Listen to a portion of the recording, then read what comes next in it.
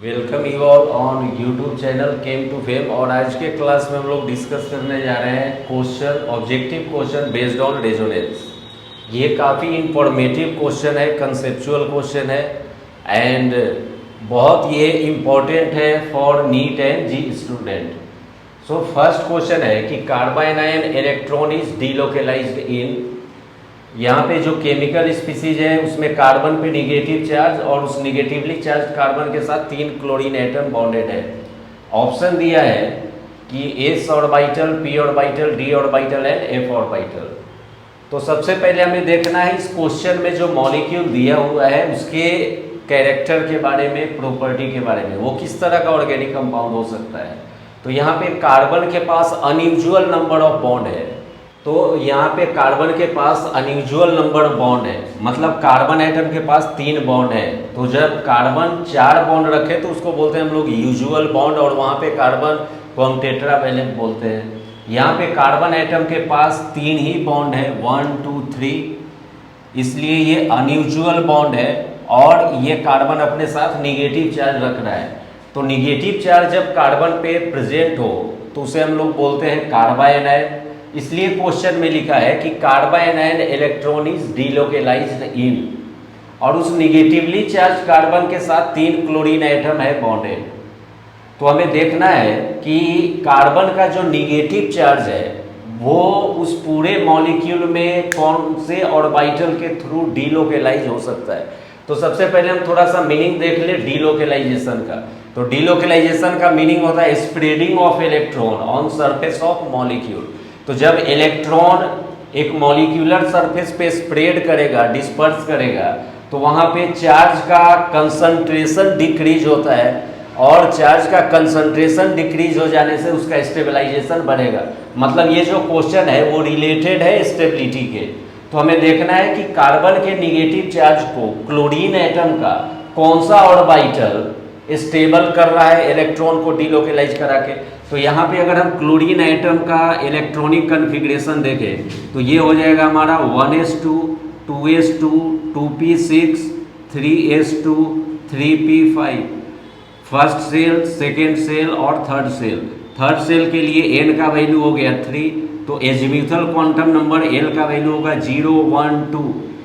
l अगर 0 हो तो s सब सेल, l अगर 1 हो तो p सब सेल, l का वैल्यू अगर 2 है तो d सब सेल।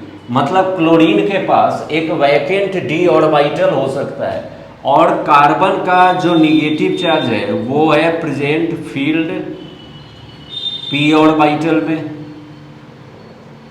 और क्लोरीन के पास है वैकेंट डी ऑर्बिटल। तो यहाँ पे इलेक्ट्रॉन का डीलोकेलाइजेशन होगा। कहाँ से कहाँ तक? तो कार्बन के फील्ड p ऑर्बिटल से लेकर के क्लोरीन के वैकेंट डी ऑर्बिटल तक। अब यहाँ पे कार्बन के साथ निगेटिवली चार्ज कार्बन के साथ 3 क्लोरीन एटम है प्रेजेंट। तो तीनों chlorine atom vacant D orbital available करेगा, और वैकेंट डी ऑर्बिटल अवेलेबल करने के कारण ये कार्बन का जो निगेटिव चार्ज है वो इस क्लोरीन के वैकेंट डी ऑर्बिटल की ओर डीलोकेलाइज करेगा। फिर ये कार्बन का निगेटिव चार्ज इस क्लोरीन एटम के वैकेंट डी ऑर्बिटल की ओर डीलोकेलाइज करेगा। फिर ये कार्बन का जो निगेटिव चार्ज है ये क्लोरीन एटम के वैकेंट डी ऑर्बिटल के तरफ डीलोकेलाइज करेगा। मतलब इस कार्बाइनाइन में निगेटिवली चार्ज कार्बन के साथ जो 3 क्लोरीन एटम है प्रेजेंट, वो तीनों chlorine atom 3 vacant D orbital available करा करके और कार्बन के निगेटिव चार्ज को ज़्यादा से ज़्यादा डिस्पर्स कर रहा है, ज़्यादा से ज़्यादा स्प्रेड कर रहा है। इसलिए ओवरऑल स्टेबिलिटी इस कार्बाइनाइन का बढ़ जाएगा। तो हमारे क्वेश्चन में पूछा गया था कि इस कार्बाइनाइन के इलेक्ट्रॉन को डीलोकेलाइज कराने के लिए क्लोरीन एटम का कौन सा ऑर्बिटल अवेलेबल होगा। तो इसमें हमारा फर्स्ट ऑप्शन दिया था s ऑर्बिटल। तो हम इलेक्ट्रॉनिक कन्फिग्रेशन से देख पा रहे हैं कि क्लोरीन का जो s ऑर्बिटल है वो कंप्लीटली फील्ड है, इसलिए ऑप्शन करेक्ट ऑप्शन ए नहीं हो सकता, s ऑर्बिटल नहीं हो सकता। उसके बाद जो क्लोरीन एटम है इसका जो p ऑर्बिटल है, ये p ऑर्बिटल में यहाँ पे 5 इलेक्ट्रॉन है प्रेजेंट, जिसमें से 1 इलेक्ट्रॉन तो बॉन्ड बनाया होगा, बाद बाकी जो 2 p ऑर्बिटल है वो भी फील्ड है, तो p ऑर्बिटल भी नहीं हो सकता है।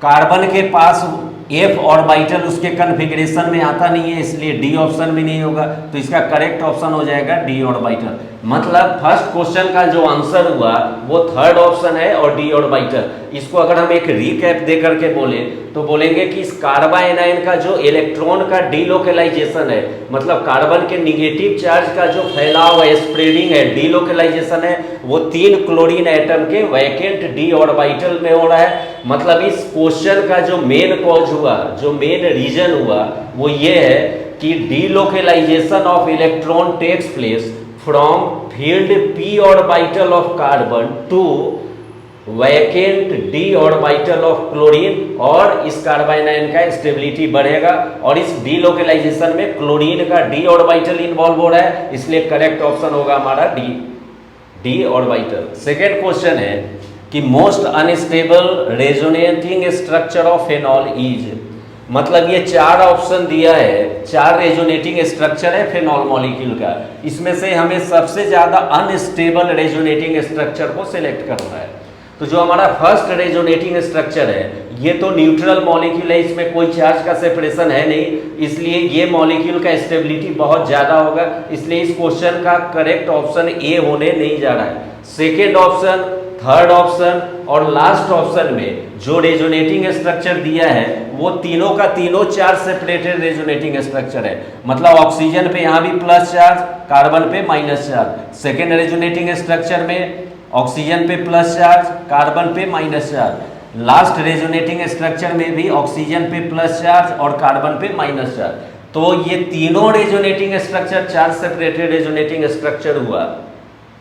अब हम कैरेक्टरिस्टिक्स ऑफ रेजोनेंस में देखे थे कि अगर चार्ज का सेपरेशन बहुत ज्यादा हो, मतलब प्लस और माइनस चार्ज अगर बहुत लार्जर डिस्टेंस पे प्रेजेंट हो तो वहां पे फोर्स ऑफ अट्रैक्शन कम होता है, और फोर्स ऑफ अट्रैक्शन कम हो जाने के कारण उसका स्टेबिलिटी बहुत कम हो जाएगा। तो सेकेंड ऑप्शन में प्लस माइनस चार्ज का सेपरेशन कम है, लास्ट ऑप्शन में भी प्लस माइनस चार्ज का सेपरेशन कम है, लेकिन थर्ड ऑप्शन में प्लस और माइनस का चार्ज का सेपरेशन बहुत ज्यादा है। तो एक प्रॉपर्टी, एक कैरेक्टरिस्टिक्स जो हम लोग पढ़े थे रेजोनेंस में कि less charge separated resonating structure is more stable then more charge separated resonating structure. इस बेसिस पे, इस कैरेक्टरिस्टिक्स के आधार पे जो हमारा करेक्ट ऑप्शन होगा वो होगा थर्ड, सी ऑप्शन।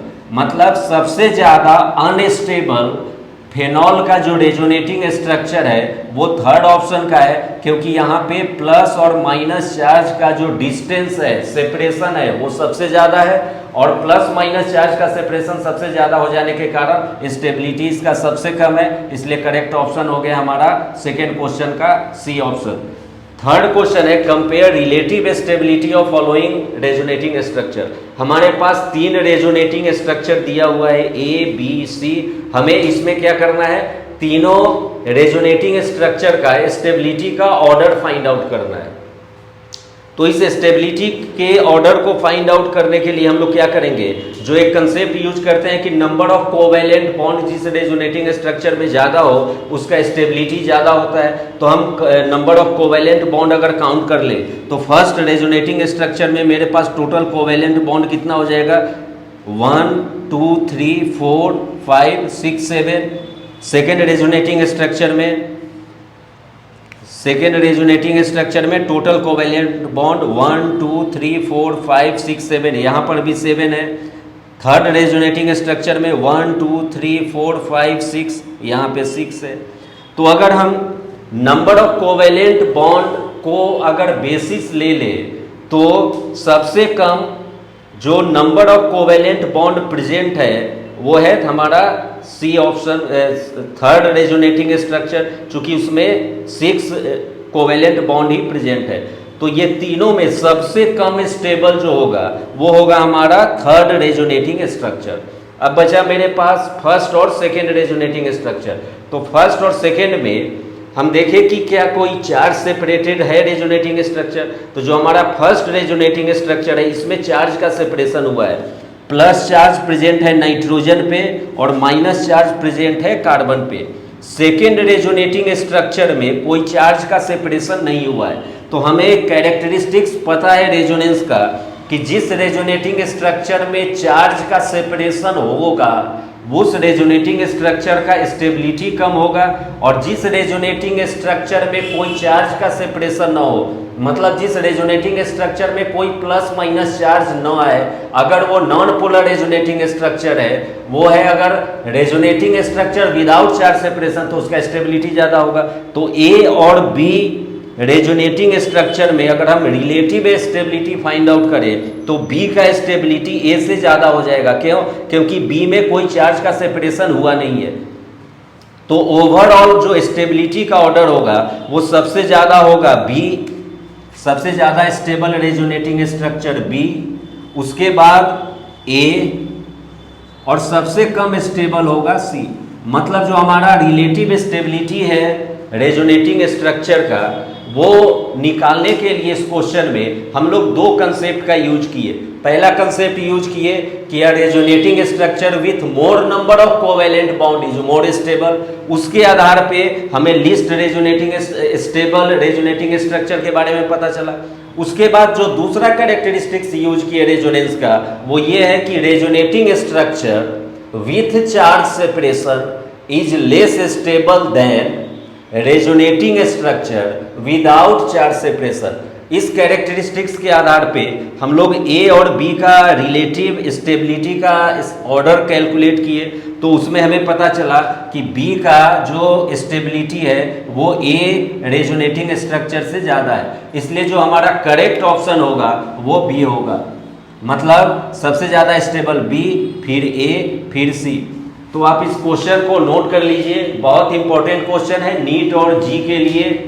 और रेजोनेंस से रिलेटेड जो और कंसेप्चुअल और इंफॉर्मेटिव क्वेश्चन है वो हम लोग नेक्स्ट वीडियो में देखेंगे। अगर कोई डाउट है तो आप कमेंट बॉक्स में पोस्ट कर सकते हैं। Thank you.